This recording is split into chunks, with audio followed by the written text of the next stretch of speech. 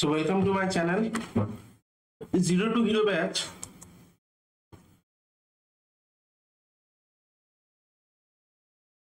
Zero two hero ব্যাচে আমি এর আগের দিন যেটা করেছিলাম সেটা হচ্ছে ভার্ব শুরু করেছিলাম। ভার্বের ফার্স্ট পার্ট হয়ে গেছে, আজকে আমরা ভার্বের সেকেন্ড পার্ট করে ভার্বটাকে কমপ্লিট করে দেবো, ঠিক আছে?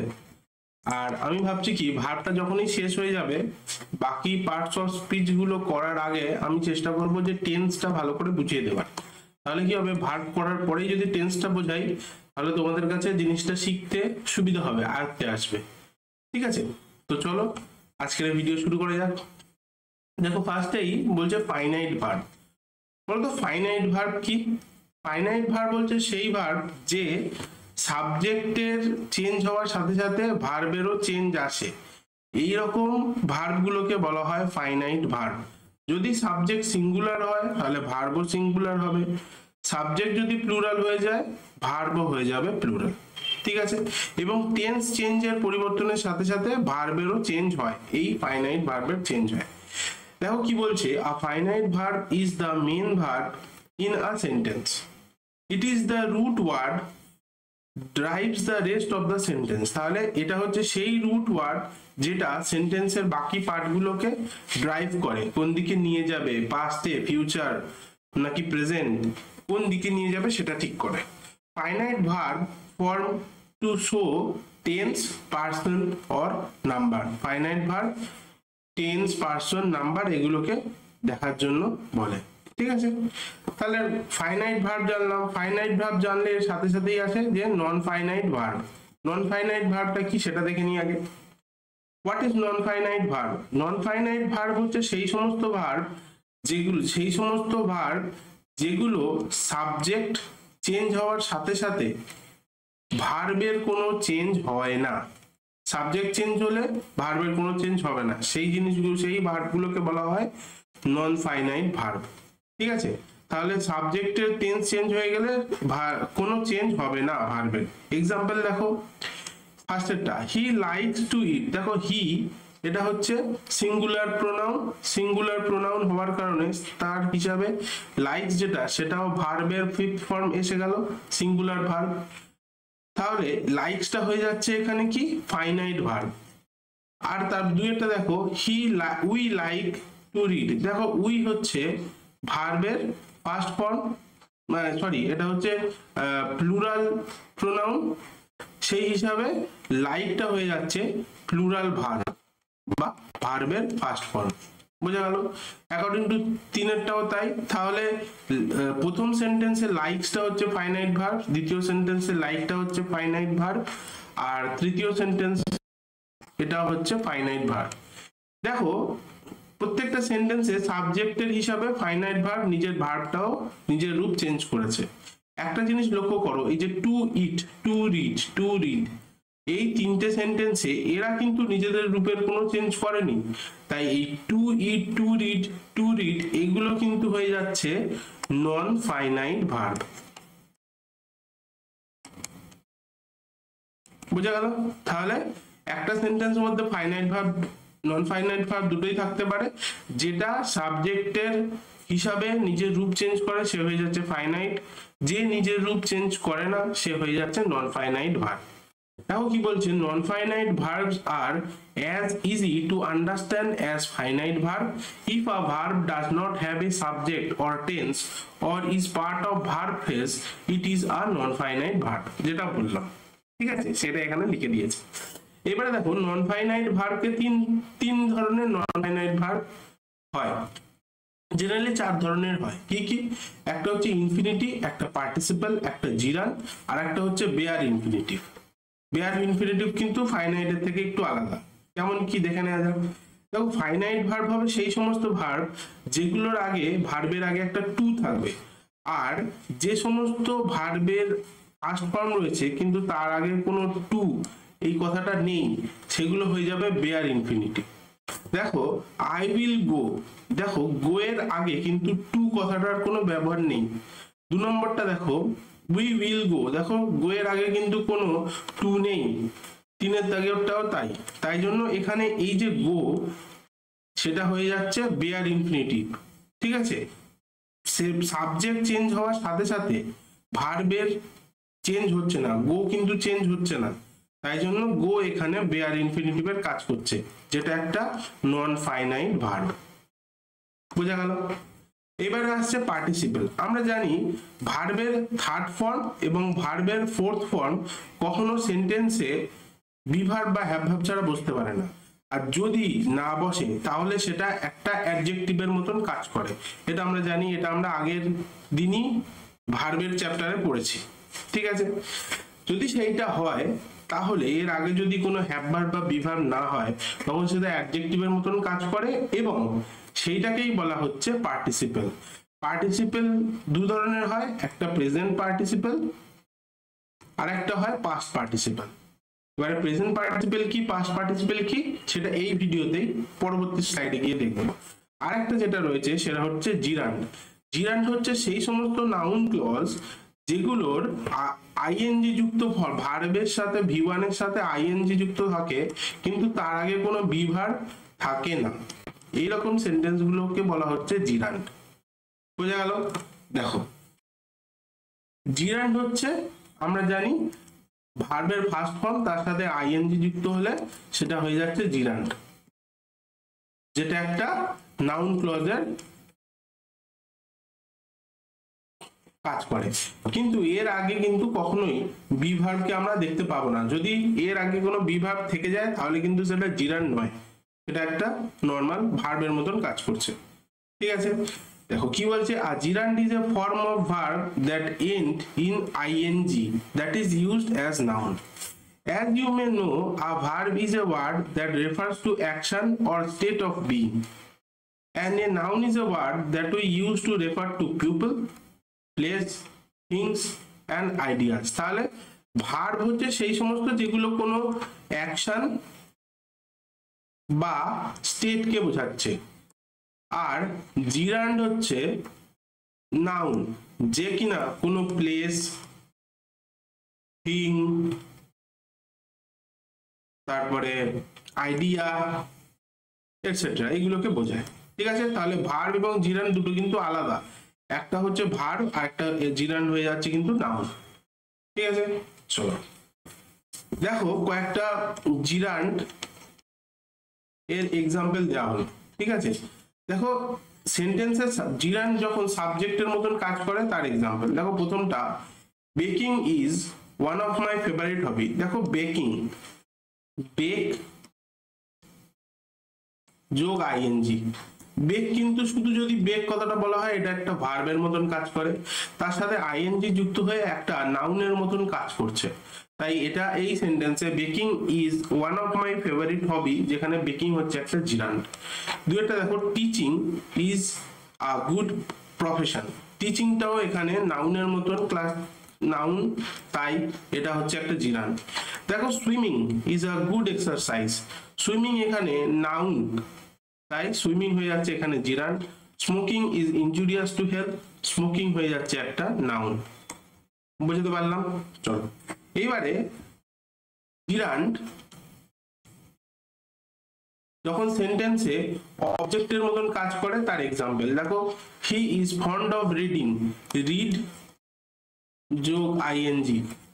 দেখো রিড একটা স্টেট বা অ্যাকশনের কথা বোঝাচ্ছে, তাহলে এটা কি, এটা একটা ভার্ব, তার সাথে আইএনজি যুক্ত হয়ে এটা কিন্তু একটা নাউনের মতন কাজ করছে, রিডিং বই পড়া। ঠিক আছে, তাহলে এটা একটা নাউনের মতন কাজ করছে যেটা একটা অবজেক্ট, তাহলে এটা হয়ে যাচ্ছে এখানে জিরান্ড।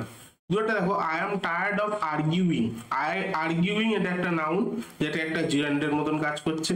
My favourite past time is reading, এখানে রিডিংটা একটা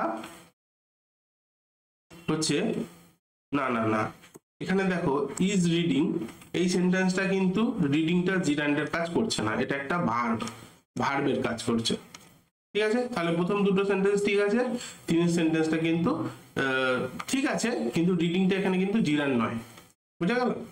আর প্রথমটায় দেখো he is fond of reading, reading এর আগে কোনো বিভার্ব নেই, তাই জন্য এটা একটা জিরান্ডের কাজ করছে। আর তিনেরটা দেখো, এই যে রিডিং এর আগে একটা বিভার্ব রয়েছে, তাই জন্য এটা একটা ভার্বের কাজ করছে। ঠিক আছে, চলো আচ্ছা, এবার দেখো ইনফিনিটিভ, যেটা আমরা প্রথমেই শুরু করলাম এই ভিডিওটা ইনফিনিটিভ নন ইনফিনিটিভ দিয়ে। ইনফিনিটিভ দুটো ভাবে পেলাম, একটা বেয়ার ইনফিনিটিভ, একটা ফুল ইনফিনিটিভ। বেয়ার ইনফিনিটিভ হচ্ছে সেই সমস্ত ইনফিনিটিভ যেগুলো শুধুমাত্র ভার্বের ফার্স্ট ফর্ম থাকে, তার আগে কোনো টু থাকে না। আর ফুল ইনফিনিটিভ হচ্ছে ভার্বের ফার্স্ট ফর্ম থাকে, তার আগে একটা টু থাকে। বোঝা গেল? দেখো, ইনফিনিটিভ আর a form of verb that are formed by adding the word to in front of the verb. They can work as noun, adverb or adjective in the sentence. একটা সেন্টেন্সের মধ্যে নাউন, অ্যাডভার্ব বা অ্যাডজেক্টিভের মতন কাজ করতে পারে। ঠিক আছে, তাহলে বেয়ার ইনফিনিটিভ বলো আর ফুল ইনফিনিটিভ বলো, এগুলো কিন্তু অ্যাডজেক্টিভের মতনই কাজ করে। এটা কিন্তু ভার্বের মতন কাজ করে না, ভার্বের রূপ থাকলেও ভার্বের মতন কাজ করে না। এক্সাম্পল দেখে নাও। To reach after sunset felt meaningless, এক একটা বলছে, হ্যাঁ।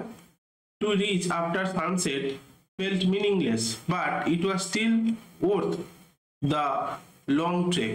দেখো, টু রিচ কোন জায়গায় পৌঁছানো, এখানে এটা কিন্তু ইনফিনিটিভের কাজ করছে। ইনফিনিটিভ, ঠিক আছে। তারপরে দেখো, all we want was to rest. To rest এখানে ইনফিনিটিভের কাজ করছে। তিনের সেন্টেন্সটা দেখো, we are expecting someone to help us. দেখো, টু প্লাস অফ ভার্বের ফার্স্ট ফর্ম, এটা একটা অ্যাডজেক্টিভের কাজ, আজকে তার একটা অ্যাডজেক্টিভের মতন কাজ করছে, এটা হচ্ছে ইনফিনিটিভ এর কাজ করছে। চারটাও তাই, to bake, to bake, to plus of bake, বেকটা হচ্ছে ভার্বের ফার্স্ট ফর্ম, যেটা একটা অ্যাডজেক্টিভের মতন কাজ করছে। পরেরটায় টু ডান্স। দেখো, ছয়টা একটা, we tell stories to teach lesson. দেখো, লেসন একটা অ্যাডজেক্টিভ, অ্যাডজেক্টিভের অ্যাডভার্ব।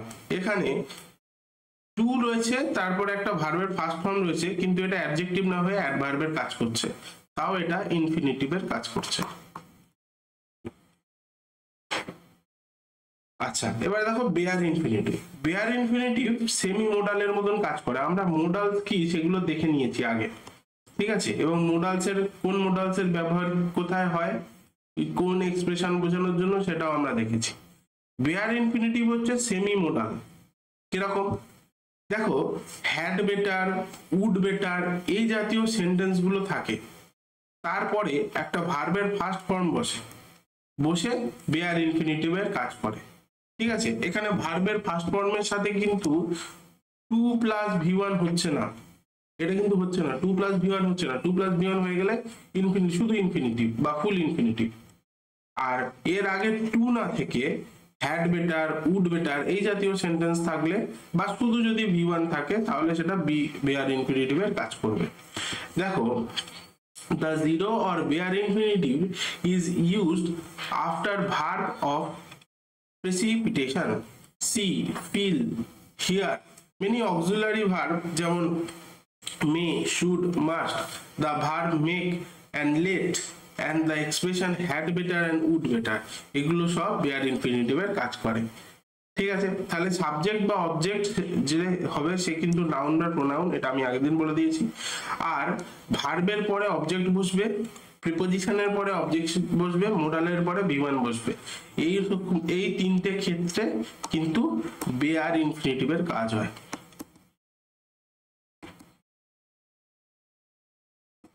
ঠিক আছে, আই বেড হিম গো। দেখো, গো এর আগে কিন্তু টু আমরা কথাটা ব্যবহার করিনি, তাই এখানে গোটা হয়ে যাবে bare infinitive. Let him sit here. দেখো, সিটের আগে কিন্তু এখানে টু কথাটা আমরা বসাইনি, তাই জন্য এখানে এই সেন্টেন্সটা ঠিক আছে। যদি টু থাকতো তাহলে কিন্তু সেটা ভুল হতো। She made me cry. Cry হচ্ছে ভার্ব, তার আগে কিন্তু আমরা টু বসাইনি। টু যদি থাকতো তাহলে সেটা ভুল হতো, এমনি সেন্টেন্সটা ঠিক আছে। লাস্টের সেন্টেন্সটাও ঠিক আছে, যদি সিং এর আগে আমরা একটা টু বসিয়ে ফেলতাম তাহলে কিন্তু সেটা ভুল হয়ে যেত, যেটা কিন্তু বেয়ার ইনফিনিটিভ হতো না। তাহলে এটা ঠিক আছে সেন্টেন্সটা। I heard him sing a lovely song, এটা ঠিক সেন্টেন্স। আচ্ছা, এবারে ওই হ্যাড বেটার আর উড বেটার নিয়ে যেটা বলছিলাম, হ্যাড বেটার আর would better, would sooner, to after, এই যে এগুলো হচ্ছে সাজেশন বোঝানোর জন্য বা সেবি মডেলের কাজ করে। এক্সাম্পল গুলো দেখো, ইউ হ্যাড বেটার আক্স, দেখো আক্সের আগে টু বসালে কিন্তু হয়ে যেত ইনফিনিটিভ, টু বসাইনি, হ্যাড বেটার ইউজ করেছি, তাই এটা হয়ে যাচ্ছে বেয়ার ইনফিনিটিভ। পরটা দেখো, আই উড রাদার ডাই, দেখো ডাই এর আগে আমরা কিন্তু টু ইউজ করিনি, উড রাদার ইউজ করেছি, তাই এটা হয়ে যাচ্ছে bare infinitive. He would rather play, would rather এর পরে প্লে ইউজ করেছি, এটাও বেয়ার ইনফিনিটিভ এর কাজ করছে। আবার I would rather wait, I would rather wait, wait এর আগে কিন্তু আমরা টু ইউজ করিনি, তাই এটা বেয়ার ইনফিনিটিভ এর কাজ করছে। বোঝা গেল? আচ্ছা, এবারে দেখো পার্টিসিপল। পার্টিসিপল কি? A participle is a type of word derived from a verb that is used for a variety of purposes, such as an adjective or to construct verb tenses. Participle themselves are considered to be a different part of speech than verb, but they look a lot like verb they come from. For example, the verb walk can be turned into participle walked or walking. আচ্ছা, আমরা কিছুক্ষণ আগে একটা স্লাইডে দেখলাম past participle, ওই infinitive পড়ার সময় আমরা দেখলাম যে পার্টিসিপল পার্টিসিপল দু ধরনের হয়, একটা পাস্ট, একটা হচ্ছে প্রেজেন্ট।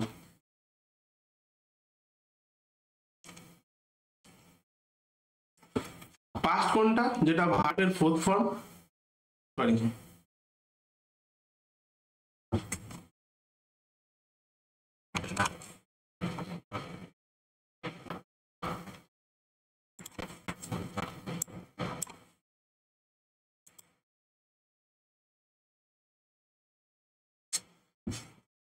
পাস্ট হচ্ছে ভার্বের থার্ড ফর্ম, আর প্রেজেন্টটা কোনটা হবে? যেটা ভার্বের ফোর্থ ফর্ম। তবে ভার্বের এই থার্ড ফর্ম বা ফোর্থ ফর্মের আগে কোনো বি ভার্ব বা হ্যাভ ভার্ব কিন্তু এখানে বসা চলবে না, বসলে কিন্তু এটা আর পার্টিসিপেলের কাজ করছে না। ঠিক আছে, তাহলে প্রেজেন্ট পার্টিসিপল কখন হবে? যখন ভার্বের ফার্স্ট ফর্ম তার সাথে আইএনজি যুক্ত হবে এবং এটা একটা অ্যাডজেক্টিভের কাজ করবে, এর আগে কোনো বি ভার্ব বা হ্যাভ ভার্ব হবে না।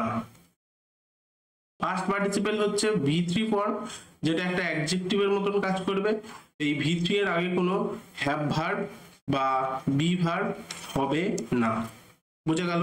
তাহলে পাস্ট পার্টিসিপল এবং প্রেজেন্ট পার্টিসিপল যেটা অ্যাডজেক্টিভের কাজ করে, যার আগে বি ভার্ব বা হ্যাড ভার্ব বসে না এবং ভার্বের থার্ড ফর্ম এবং ভার্বের ফোর্থ ফর্ম হিসাবে আমরা দেখতে পাই। দেখো প্রেজেন্ট পার্টিসিপলের কি? A present participle can be used as an adjective and to form continuous verb tense. Continuous আমরা জানি কিরকম হয়, বি ভার্ব তার সাথে ভার্বের ফার্স্ট ফর্ম প্লাস আইএনজি, এইটাকে আমরা কন্টিনিউয়াস টেন্স বলি। কিন্তু যদি এই বিটা না থাকে, শুধু V1 প্লাস আইএনজি থাকে এবং এটা একটা অ্যাডজেক্টিভের কাজ করে, সেক্ষেত্রে এই V1 প্লাস আইএনজি এটা একটা প্রেজেন্ট পার্টিসিপল হিসাবে কাজ করছে। বোঝা গেল? এক্সাম্পল দেখো, পাশেরটা কি বলছে, I try and fail to get rid of annoying client. দেখো অ্যানয়িং এর আগে কোনো বি ভার্ব বা হ্যাভ ভার্ব নেই, বি ভার্ব নেই এবং এর সাথে আইএনজি যুক্ত ফর্ম রয়েছে, এটা এখানে প্রেজেন্ট পার্টিসিপলের কাজ করছে। হলো দুয়েরটাও তাই। দেখো স্লিপিং, স্লিপিং এর আগে কোনো বি ভার্ব নাই এবং এটা একটা আইএনজি যুক্ত ফর্ম, ভার্বের ফোর্থ ফর্ম, বি ভার্ব নাই, ভার্বের ফোর্থ ফর্ম, এটা একটা পার্টিসিপেলার প্রেজেন্ট পার্টিসিপেলার কাজ করছে। তিনেরটাও তাই, this book is really boring, boring যার আগে কোনো বি ভার্ব নাই এবং এটা একটা ভার্বের ফোর্থ ফর্ম এবং প্রেজেন্ট পার্টিসিপেলের কাজ করছে। তাহলে প্রেজেন্ট পার্টিসিপেল বলা গেল। এবার দেখো পাস্ট পার্টিসিপেল। পাস্ট পার্টিসিপেল হচ্ছে ভার্বের থার্ড ফর্ম থাকবে, যার আগে কোনো বি অথবা হ্যাভ ভার্ব কিন্তু থাকবে না। ঠিক আছে, in English grammar the past participle refers to an action that was started and completed entirely in the past. It is the third principal part of verb created by adding ed, d or t at the base of the form 0. তাহলে ভার্বের যে main ভার্বের যে main form বা basic form তার সাথে ed বা d ed বা d বা t এই জাতীয় ওয়ার্ড যুক্ত হয়ে একটা ভার্বের থার্ড ফর্ম তৈরি করবে। দেখো, the carpenter fix the damaged wall, damaged লাস্টে ed রয়েছে, দুয়েরটাও তাই, কমপ্লিটেড লাস্টে ed রয়েছে, তিনেরটাও তাই, এনগেজ লাস্টে ed রয়েছে।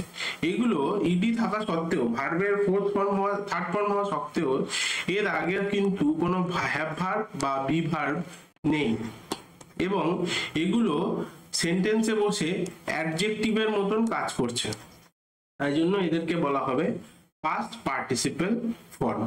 বোঝা গেল? আচ্ছা, এবারে দেখো ভার্বের যে ফোর্থ ফর্ম সেটা হচ্ছে কি V1 প্লাস ing, তাই তো? দেখো, যখন V1 আর প্লাস ing এই ফর্ম থাকে তার আগে কোনো বি ভার্ব বা হ্যাভ ভার্ব থাকে না। ভালো করে শুনবে কথাটা।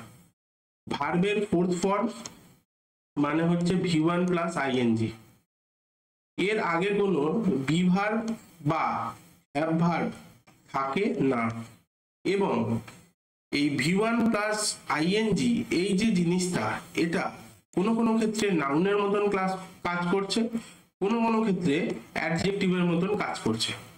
যখন এ নাউনের মতন কাজ করবে, নাউন ক্লজে কাজ করবে, তখন সে হয়ে যাবে জিরান্ড, আর যখন অ্যাডজেক্টিভের মতন কাজ করবে তখন সে হয়ে যাবে প্রেজেন্ট পার্টিসিপেল।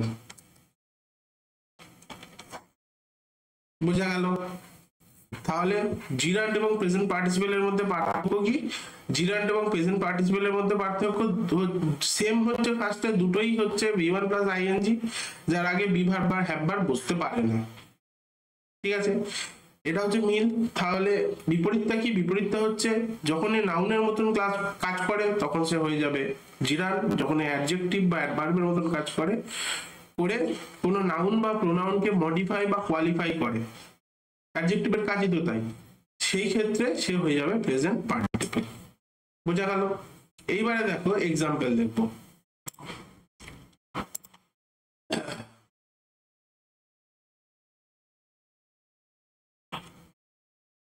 দেখো এক একটা, she stopped the running bus with her hand। দেখো, রানিং বাস এখানে কিন্তু একটা নাউনের ক্লাস করছে। রানিং বাস, বাসটা কেমন রানিং, এইটা বোঝানোর জন্য, সরি ভুল বললাম, এক মিনিট। দেখো, রানিং বাস, বাসটা হচ্ছে নাউন, সেটা কেমন রানিং, রানিং এখানে অ্যাডজেক্টিভের কাজ করছে, তাই এটা হয়ে গেল প্রেজেন্ট পার্টিসিপল।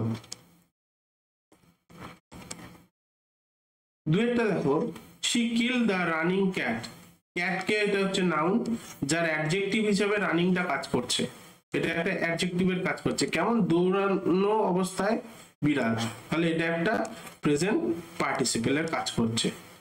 তিনেরটা দেখো, স্মোকিং কজেস ক্যান্সার, দেখো স্মোকিংটা এখানে নাউনের মতন কাজ করছে, তাই এটা এখানে জিরান্ড। চারটা দেখো, Raman started dancing in the class, দেখো ডান্সিং এখানে কিন্তু নাউন, অবজেক্ট নাউন, এবং এখানে অবজেক্টের কাজ করছে, যেটা একটা জিরান্ড। বোঝা গেল? আজকের ভিডিওর লাস্ট স্লাইড, কিছু অক্সিলারি রয়েছে যেগুলোকে আমরা মোডাল বলেও জানি। সেই মোডালগুলো কি কি দেখে নাও। Can, could, shall, should, will, would, must, use to, may, might, এইগুলো হচ্ছে আমাদের মোডালস। ঠিক আছে, তো আজকের ভিডিও এই পর্যন্ত। তোমাদের সাথে দেখা হচ্ছে আবার একটা নতুন ভিডিওতে। চলো, টাটা।